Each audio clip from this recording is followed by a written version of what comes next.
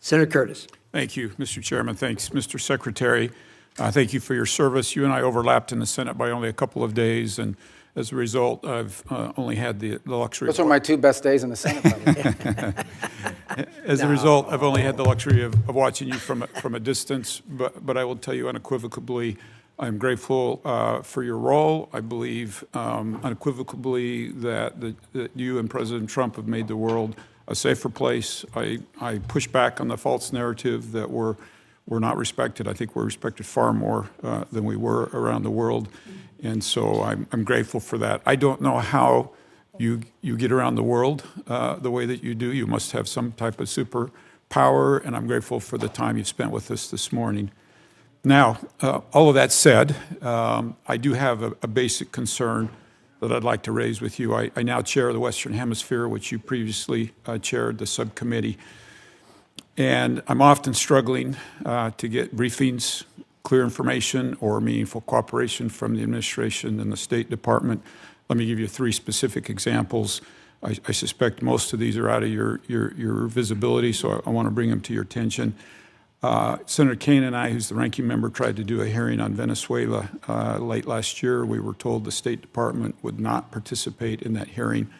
I'm trying to put together a hearing right now on the prioritization of the Western Hemisphere, which I think would be very helpful to the administration, and we're struggling to get the State Department to participate in that. I couldn't get a briefing on the drug boat operations until the Kaine War Powers Resolution, and then all of a sudden we got a briefing, but I didn't get that because I was the chair of the Western Hemisphere. And I want to be clear, I support what's happening with Maduro and what's going on there, but I do think the administration could get Congress to be a better partner by informing us better. And from my perspective, I'm struggling to see that, and I would ask you, if you were the chair of the Western Hemisphere, would you be okay with that from the State reaction like that from the State Department, and what would you suggest I do? Yeah, no, look, I think one of the challenges we face, particularly on Venezuela, on the prioritization on the Western Hemisphere, you'll get that briefing. I don't know why they said you haven't been able to get it, but we can figure that out pretty quickly.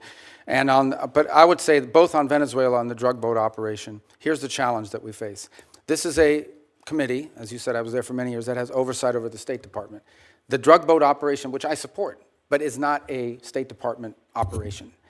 I think now that I'm here testifying with you, there's a lot of State Department involvement in the issue of transitioning and all the projects that we're doing in Venezuela. But everything that led up to that point was not primarily within the jurisdiction of the Department of State. These were Department of War and Department of Justice operations that were ongoing.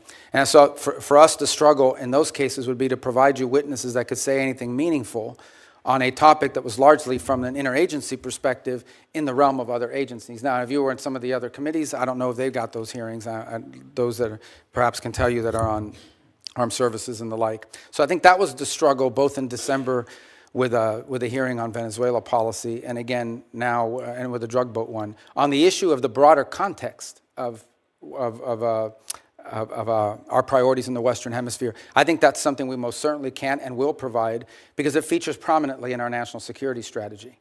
And I think we have a lot of good stories to tell about the Western Hemisphere. I'll just be clear, we haven't even been able to get that from the State Department. To get what? Help on a hearing for... No, you'll get it. You'll get it. Okay. Would love to have your commitment moving forward that we could have that type of cooperation that the Western Hemisphere... Yeah, I just got to make sure that the people were... Look, I don't want you to have a meaningless hearing. If you're asking about something that's not in our... It's like having a hearing on agriculture in front of the State Department. We have limited involvement because from an interagency perspective, in the case of the drug boats and Venezuela, at the time you requested, this was primarily a Department of War function. And so, but in the case of the priorities on the Western Hemisphere, that will happen. Okay. We look forward to doing that. Let's move on.